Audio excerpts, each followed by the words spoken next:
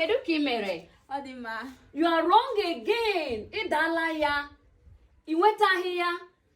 After completing the question, the first one they say I didn't complete the question.